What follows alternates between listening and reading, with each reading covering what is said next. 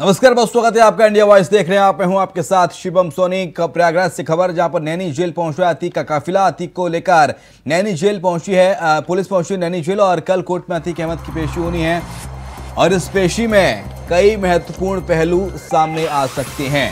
तो प्रयागराज से खबर है, जहां पर नैनी जेल पहुंचा है अतीक का काफिला। अतीक को लेकर नैनी जेल पहुंची है पुलिस।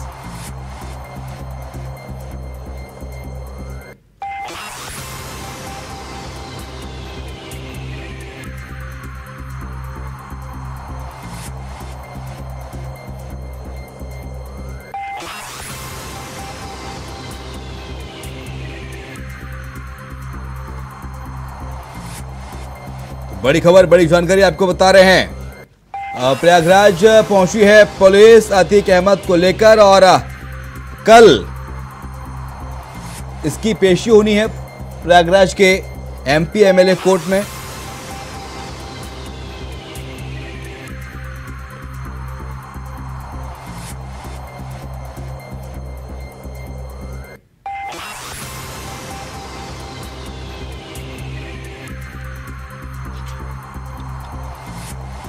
अतीक को लेकर नैनी जेल पहुंची है पुलिस। बड़ी खबर, बड़ी जानकारी।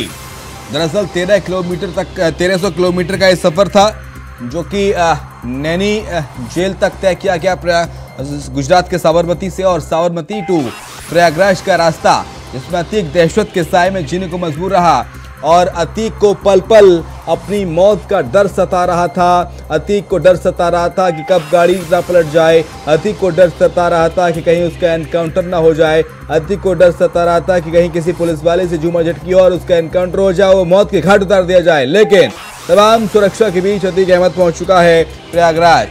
शुएब रिजवी हमारे साथ जुड़ गए। शुएब, फिलहाल क्या अपडेट? प्रयागराज पहुंच गया है, नैनी जेल में शिफ्ट किया गया है क्या अतीक अहमद को? बिल्कुल, निश्चित तौर पर अतीक अहमद को नैनी सेंट्रल जेल में शिफ्ट कर दिया गया है। हालांकि तमाम तरह के कयास लगाए जा रहे थे, तमाम तरह की बातें की जा रही थी, लेकिन फिलहाल काफी लंबी यात्रा तय करते हुए तमाम तरह की अफवाहों के बीच में आखिरकार सेंट्रल जेल नैनी अतीक अहमद पहुंच चुका है। हालांकि नैनी सेंट्रल जेल में अतीक इससे पहले भी रह चुका है, उससे पहले भी अतीक इस जेल का अनुभव ले चुके हैं, लेकिन इस बार नए तरीके से अतीक अहमद की एंट्री हुई है, क्योंकि जिस तरह से गुजरात के साबरमती जेल से यहाँ तक लेकर आया गया, तमाम तरह की यात्राओं में दुश्वारियां भी आई हैं और उसके चेहरे से भी साफ दिख रहा था। और इस बार जब वो आया है तो कल जो फैसला आने वाला है उसको लेकर के भी चिंता उसकी साफ दिख रही थी। साथ ही साथ तमाम तरह की अफवाहें थी गाड़ी पलटने का या इनकाउंटर का, वो तमाम चीजों के बीच से गुजरता हुआ आखिरकार सेंट्रल जेल में पहुंच चुका है। हालांकि उसको अलग बैरिक में रखा जाएगा, साथ ही साथ इस जेल में पहले से बंद अतीक का बेटा, उसको अलग बैरिक में रखा जाएगा और अशरफ जो अतीक का भाई है उसको भी फिलहाल थोड़ी देर बाद ही ये प्रयागराज पहुंचने वाला है, उसे भी इसी जेल में रखा जाएगा अलग बैरिक में। तो कह सकते हैं कि तमाम कयासों और अफवाहों के बीच आखिरकार यूपी पुलिस सुरक्षा बलों के साथ लेकर के उसे नैनी सेंट्रल जेल पहुंच चुकी है। नितिन भी हमारे साथ इस वक्त जुड़ गए हैं। नितिन, फिलहाल अपडेट क्या है? क्योंकि नैनी सेंट्रल जेल में शिफ्ट किया गया है और उसका भाई भी आ रहा है, वो भी नैनी सेंट्रल जेल में रहेगा। तो नितिन, क्या ये दोनों एक ही बैरक में रहेंगे, इनको अलग अलग बैरक में शिफ्ट किया जाएगा? हालांकि खबर यह है कि अतीक जिस बैरक में रहेगा वहां सीसीटीवी बढ़ा दिए गए हैं, सीसीटीवी कैमरों की निगरानी में 24 घंटे रहेगा अतीक अहमद। क्या अशरफ भी अतीक का भाई इसी सुरक्षा में रहेगा वहां पर नैनी सेंट्रल जेल के अंदर?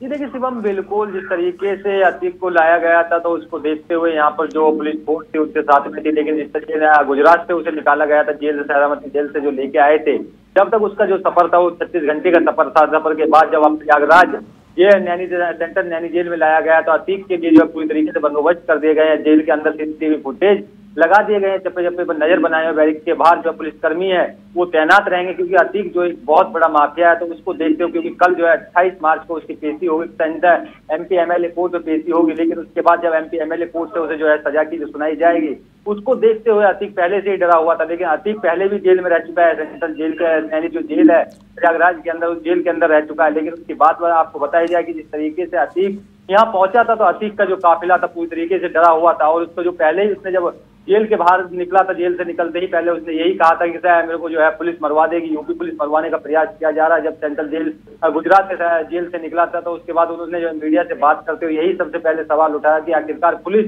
जो है मेरे को मरवाना चाहती है और मारने की पूरी तरीके से प्रयास किया। जैसे जैसे काफिला बढ़ता रहा गुजरात की तरफ और प्रयागराज की तरफ जो चलता रहा तो अतीक को काफी डर। ठीक है, आ रहा हूं मैं आपके पास। एक दूसरी बड़ी खबर आ रही है जो दर्शकों को अपडेट हम करा देते हैं। दूसरी बड़ी खबर है इस वक्त की बड़ी खबर अतीक अहमद केस से जुड़ी है। बड़ी खबर है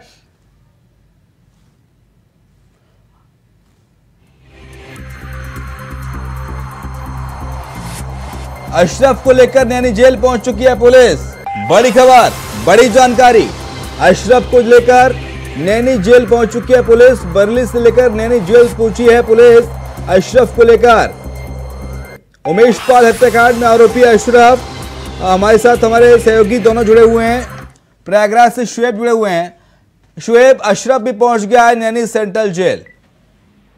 बिल्कुल, जैसा कि आपने बताया था कि दोनों को ही नैनी सेंट्रल जेल में रखा जाएगा। हालांकि दोनों की मुलाकात संभव नहीं है, दोनों को अलग अलग बैरक में रखा जाएगा।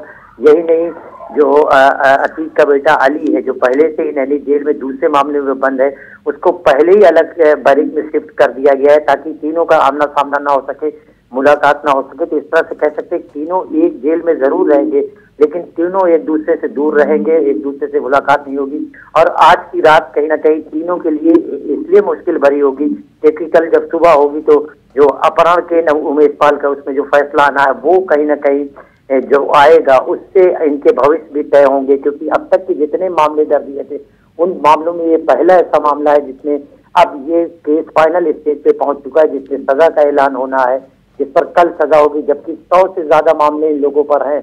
ऐसे में ये एक बड़ी चुनौती भी थी और योगी सरकार ने जिस तरह से कहा था सड़क से लेकर कानून की हर प्रक्रिया के तहत जो भी अपराधी हैं, माफिया, उनको सजा दिलाई जाएगी। तो कानूनी प्रक्रिया के तहत सजा दिलाने में भी एक महत्वपूर्ण दिन होने वाला है कल जब इस पूरे मामले में फैसला आएगा उमेश पाल अपहरण को लेकर के। ये कहा जा सकता है कि तीनों अब सेंट्रल जेल पहुंच चुके हैं और तीनों सेंट्रल जेल में रात बिताएंगे। और कल जब 11 बजे के आसपास, जैसा कि बताया जा रहा है, जब इस मामले में सुनवाई होगी और फैसला आएगा तो काफी कुछ साफ होगा कि इनका आगे भविष्य क्या होगा। हालांकि इस केस के अलावा भी इनके ऊपर जो तलवार लटक रही है वो उमेश पाल हत्याकांड की है, जिसको लेकर के अभी तक इनसे पूछताछ भी नहीं चुकी है। दोनों जेल में थे, अब जब ये प्रयागराज आ चुके हैं तो हो सकता है रिमांड पर लेने की अर्जी जो दाखिल की गई उस पर अनुमति मिलने के बाद इनसे पूछताछ के लिए पुलिस अपनी कस्टडी मिले और इनसे पूछताछ करे। और उमेश पाल हत्याकांड जो बड़ी चुनौती भी है जिससे पुलिस के लिए। ठीक है, नितिन भी हमारे सहयोगी जुड़े हुए हैं। नितिन, अब कल कोर्ट में पेशी होगी दोनों आरोपियों की, अशरफ अतीक का भाई और अतीक अहमद, दोनों कोर्ट में पेश किए जाएंगे। किस वक्त इनकी कोर्ट में पेशी होगी, किस तरह की व्यवस्था की गई है कोर्ट में पेशी को लेकर, और कल फैसला सुनाएंगे जज साहब एमपी एमएलए कोर्ट के? जी देखिए, बिल्कुल जिस तरीके से अतीक और अशरफ को दोनों भाइयों की जो कल पेशी होगी, जो 100 से ज्यादा मुकदमे जो है अतीक के ऊपर है, 70 से ज्यादा मुकदमे जो अशरफ के ऊपर है, जो उमेश पाल का हत्याकांड का सबसे कश्मीर जो हत्यारा है वो अशरफ है, तो उसी को देखते हुए कल जो एमपी एमएलए कोर्ट में दोनों भाइयों की पेशी होगी। सुबह के टाइम में ये पेशी बताई जा रही है कि सुबह टाइम में जो है पेशी होगी। वकील जो को अपना निर्णय सुनाएंगे, जो अपना फैसला सुनाएंगे। अब देखना होगा कि जिस तरीके से 24 घंटे से ज्यादा जो है अतीक जो है गुजरात से जो है प्रयागराज लाया गया था, अतीक को जब तक डर सताता रहा, जब तक जो है यूपी पुलिस की जो वैन रुक रही थी, जो काफिला था, पहले जो है 2 बार रोका गया था, तो उसमें जो है अतीक को सबसे पहले डर लगा हुआ था कहीं मेरी गाड़ी ना पलट जाए, कहीं मेरा एनकाउंटर यूपी पुलिस ना कर दे। तो उसी को देखते उसकी बहन ने भी अपना सवाल उठाया था कि आखिरकार अतीक और अशरफ की जो है एनकाउंटर भी कर सकती है पुलिस। तो उसको देखते हुए उसकी जो बहन है वो उसके काफिले के साथ में थी, और साथ ही उनके जो वकील थे वो वकील भी साथ काफिले के साथ चल रहे थे। जब गुजरात से अतीक अहमद को प्रयागराज लाया गया, जब प्रयागराज अतीक अहमद आ जाता है तो उसके बाद में जो काफिला है वो अंदर ले जाया जाता है गाड़ियों के साथ में, और गाड़ियों में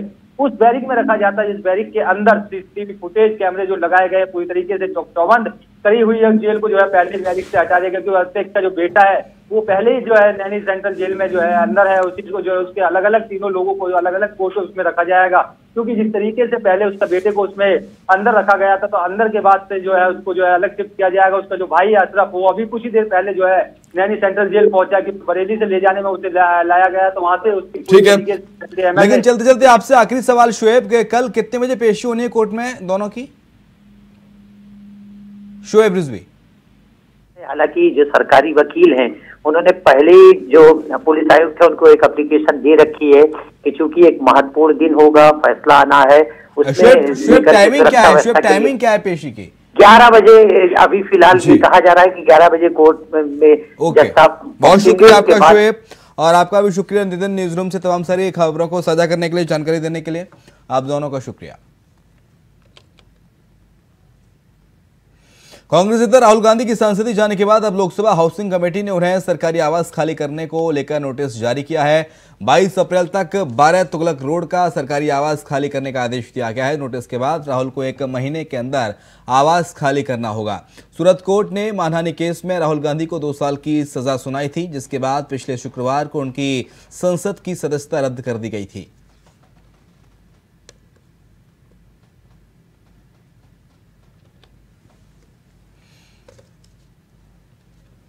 इधर हापुड़ में बेखौफ सट्टेबाजों का कारोबार फल फूल रहा है। घरों के अंदर सट्टा खिलवाया जा रहा है। वहीं अन्य जनपदों से आकर भी लोग सट्टेबाजी कर रहे हैं। दर्जनों लोगों का सट्टा खेलते हुए वीडियो सोशल मीडिया पर वायरल भी हो रहा है।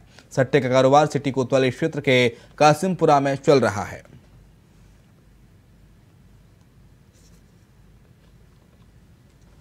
तो बेखौफ हुए हैं सट्टेबाज, और ये देखिए किस तरह से बेखौफ होकर ये सट्टेबाजी का जो खेल है वो धड़ल्ले से जारी है। हापुड़ से आपको तस्वीरें दिखा रहे हैं जहां पर किस तरह से युवा सट्टेबाजी की लत में फंसते जा रहे हैं।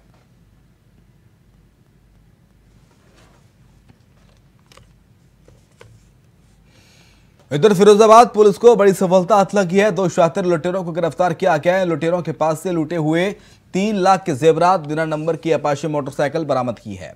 5 मार्च को लुटेरों ने एक दंपति के साथ लूटपाट की घटना को अंजाम दिया था। दबिश देते हुए आज रात में लगभग 12:30 बजे कल गिरफ्तारी की गई है, जिसमें 2 लुटेरे गिरफ्तार की गए हैं और 7% माल की बरामदगी हुई है।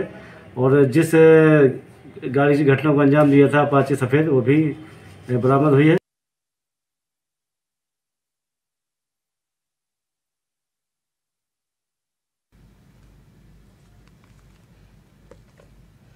कानपुर यूपीएससी परीक्षा मामले में सॉल्वर गैंग के 8 सदस्य गिरफ्तार किए गए हैं, जिनमें 3 सॉल्वर, 4 छात्र और कॉलेज के सहायक प्रबंधक शामिल हैं। मामला साल 2016 से परीक्षा से जुड़े हुआ है। वहीं गिरफ्तारी और क्राइम ब्रांच और थाना हनुमंत विहार पुलिस की कार्रवाई में की गई है। बताया जा रहा है कि सारा खेल कॉलेज के सहायक प्रबंधक की सह पर हो रहा है। पुलिस ने पकड़े गए चोरों से 9 मोबाइल, प्रवेश पत्र, प्रश्न की OMR शीट और करीब 3 लाख रुपए बताए जा रहे हैं। इसके साथ ही पुलिस अब पकड़े गए गैंग के सारे नेटवर्क को खंगालने में लगी है। कल दिनांक 26/3 को उत्तर प्रदेश अधीनस्थ चयन सेवा आयोग UPSSSC का एग्जाम 2 सेंटरों में चित्रा डिग्री कॉलेज में हो रहा था। इस पाया गया कि वहां पर एग्जाम जो चल रही है उसमें सॉल्वर के रूप में बाहर लोग कुछ कार्य कर रहे थे।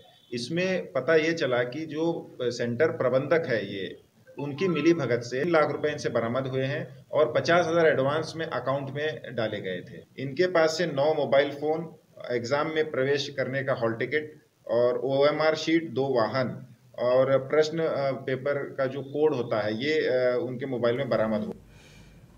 इधर सोनभद्र में पुलिस ने भूसा से लदी ट्रक में रखी 5320 लीटर अवैध शराब बरामद की है। साथ ही पुलिस ने मौके से एक तस्कर को गिरफ्तार किया है। शराब की कीमत 53,20,000 रुपए बताई जा रही है। मिला जो अधजली अवस्था में था, जिसके केबल का कुछ पार्ट जला हुआ था। तो पुलिस ने रुक करके जब उसको चेक करना शुरू किया तो उसमें से उसका ड्राइवर भागना शुरू किया, जिसको पुलिस ने दौड़ा के पकड़ लिया। और जब पूरी गाड़ी को चेक किया गया तो ऊपर भूसा लदा था, उसके नीचे इसमें 5,300 लीटर अंग्रेजी शराब लदी हुई थी। और पुलिस ने जब पूरी चेक किया तो इस पूरी शराब को रिकवर किया और ये जब इसका मूल्य लगाया गया तो ये लगभग 53 लाख मूल्य का ये पूरी शराब है। मुरादाबाद के गटगर थाना इलाके में बजरंग दल कार्यकर्ता के द्वारा एक गोदाम में तराबी की नमाज पढ़ने को लेकर नई परंपरा डालने का आरोप लगाते हुए जमकर हंगामा किया गया। इसके साथ ही मामला इतना बढ़ गया कि इसे शांत कराने के लिए क्षेत्र अधिकारी कटघर के साथ भारी पुलिस बल को मौके पर भेजा गया। पूरे प्रकरण की जांच में आरोपी पूरी तरह से निराधार पाए गए।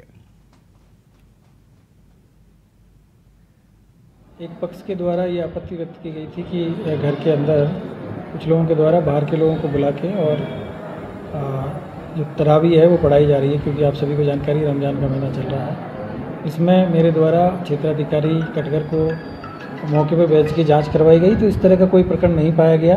और उसके बाद में ये जानकारी मिली है कि जो घर है उसको लेके कोई डिस्प्यूट का मामला था, इसी को लेकर उन्होंने वहाँ पे कुछ इश्यू बनाया था। तो दोनों पक्षों को इसी बात के लिए इसमें पाबंदी कार्रवाई की गई। और खबर जौनपुर से है, जहां पर थाना बदलापुर कोतवाली इलाके में घर से किसी काम से निकली नवविवाहिता के साथ दुष्कर्म का विरोध करने पर उसके साथ अमानवीयता की गई। आनंद फानन में गंभीर हालत में विवाहिता को पास के ही CHC अस्पताल में भर्ती कराया गया है। हालत गंभीर देखकर हायर सेंटर रेफर किया गया है और जहां उसका इलाज फिलहाल जारी है। पुलिस ने मुकदमा दर्ज किया है तहरीर पर और पड़ोसी युवक को गिरफ्तार किया गया है।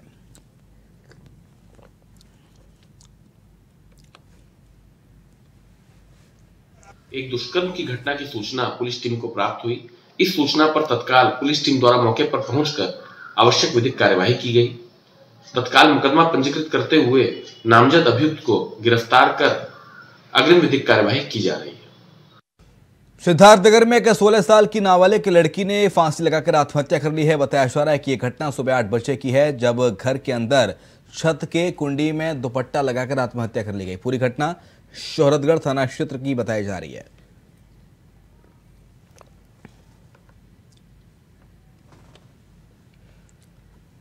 हरदोई से एक दर्दनाक खबर सामने आई है। दर्दनाक हादसे की खबर है। घायल सांडी गल्ला मंडी के पास अज्ञात वाहन की टक्कर लगने से 2 बाइक सवार युवकों की मौके पर ही मौत हो गई। एक गंभीर रूप से घायल है। दोनों के शव कब्जे में लेकर पुलिस ने अस्पताल भिजवाया, जहां पोस्टमार्टम किया गया। घायल युवक को सामुदायिक स्वास्थ्य केंद्र में भर्ती कराया गया, जहां उसका इलाज जारी है।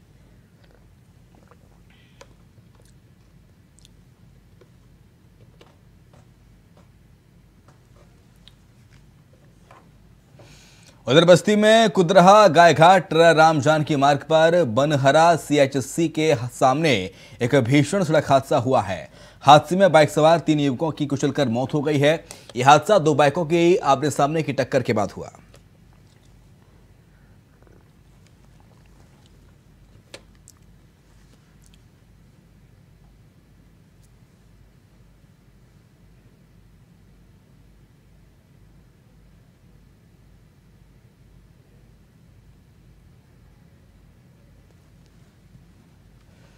झारखंड के बोकारो में एक महिला ने बोकारो के चास स्थित निजी अस्पताल में 3 स्वस्थ बच्चों को जन्म दिया है। 3 बच्चों में 2 लड़की 1 लड़का है। महिला प्रियंका धनबाद जिले के झरिया थाने के मानवाद की रहने वाली है। जानकारी के मुताबिक 10 मार्च को प्रियंका को प्रसव पीड़ा हुई तो परिजन आनंद फानन में धनबाद से बोकारो के पास स्थित मुस्कान अस्पताल पहुंचे। आयुष्मान योजना के तहत एडमिट किया गया। काफी कोशिश के बाद सामान्य प्रसव नहीं कराया जा सका। फिर 26 मार्च को ऑपरेशन से 3 बच्चों का जन्म हुआ।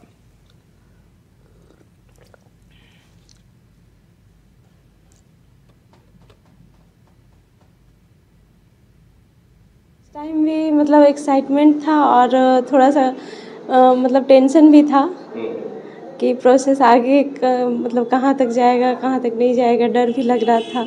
अस्पताल जब आया तब तो मतलब अच्छा मतलब यहाँ पे आने के बाद मतलब हमको प्रॉब्लम होता था चलने ये सब में, चलने में बैठने में थोड़ा सा कॉम्प्लिकेशन होता था। फिर यहाँ पर आए तो डॉक्टर लोग से मिले तो फिर थोड़ा मतलब क्या बोलते हैं दिलासा मिला यहाँ पे आने के बाद। काहे कि बहुत जगह गए और कहीं पर उम्मीद नहीं मिला, यहाँ पे उम्मीद मिला हमको। 2 बेबी गर्ल है और 1 बेबी बॉय है। बहुत ज़्यादा एक्साइटमेंट है, मेरा पूरा फैमिली में बहुत ज़्यादा एक्साइट अच्छा लग रहा है। जब इसको डर लग रहा था, इसका ससुराल वाला को लग रहा था कि प्रियंका नहीं सकेगी तो क्या करेंगे, तो हम बोले कि मेरा यहाँ ला दो, हम बेटी को संभाल लेंगे। भगवान दिया है तो कहीं तो इसका जगह मिलेगा, तो इसीलिए हम अपना घर में लाके 9 महीना इसको रखें और यहीं से यहाँ लाएं। प्लेट का इनएविटेबली हम लोग मान लेते कि प्रीमेच्योर ही होगा, काहे कि यूटरस का कैपेसिटी अपना एक बच्चे के लिए यूजुअली होता है, 2 बच्चे उसको संभालना ऐसे भी हो, 3 बच्चे को संभालना और भी मुश्किल है। पैदा भी यदि हुआ तो प्रीमेच्योर होगा और कंप्रोमाइज्ड होगा। ऐसा नहीं कि 100% केसेज में ऐसा होगा, लेकिन ज़्यादा चांसेज ऐसा रहता है। और पैदा प्रीमेच्योर बच्चे का अपना ही अलग डिफ़िकल्टी होता है। और जैसे कि अभी ये तीनों बच्चों में एक को पेट फूल गया था, एक को सांस की तकलीफ होती थी, एक तो दूध ले ही नहीं रहा था। तो इस सब कंडीशन को हम लोग नेक कहते हैं, रेस्पिरेटरी डिस्ट्रेस सिंड्रोम कहते हैं, सेप्सिस कहते हैं। तो तीनों को कॉम्प्लिकेशन। इधर सीतापुर जेल में कैदी को पेट में दर्द होने की खबर सामने आई है, जिस वजह से अस्पताल लाया गया है। मौका देखकर कैदी फरार हो गया। 8 महीने से जेल में बंद था। कैदी के फरार होने से जेल प्रशासन में हड़कंप मच गया है। प्रशासन सुरक्षा में लगे 2 सिपाहियों पर कार्रवाई करेगा।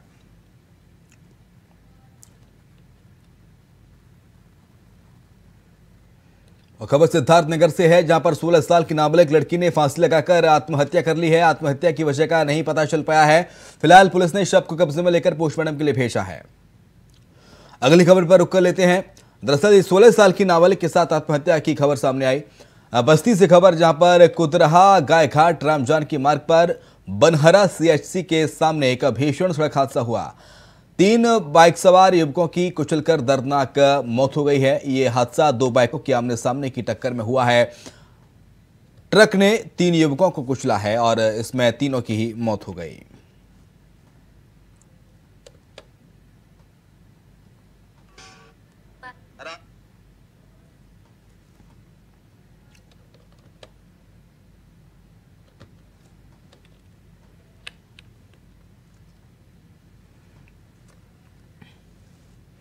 अलीगढ़ की, जहां पर खाना पकाने को लेकर पति पत्नी के बीच विवाद हो गया। जहां विवाद इतना बढ़ गया कि पति ने पत्नी की धारदार चाकू से हत्या कर डाली और मौके से फरार हो गया। सूचना के बाद पुलिस पहुंची, शव को मोर्चरी भेजा गया और आगे की कार्रवाई में जुट गई है।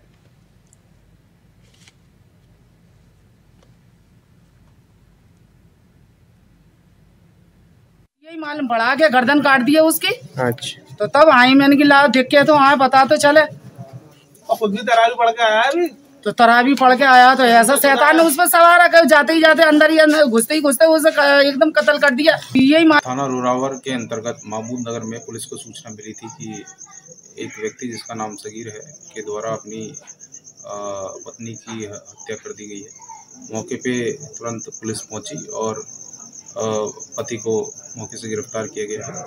साथ ही साथ हत्या में प्रयोग किया गया आला कत्ल भी उससे बरामद किया गया है। बॉडी को पोस्टमार्टम के लिए मोर्चरी भेज दिया गया है, जहां पंचायतनामा के बाद अग्रिम कार्रवाई। बुलेटिन में इतना ही। खबरें लगातार जारी हैं।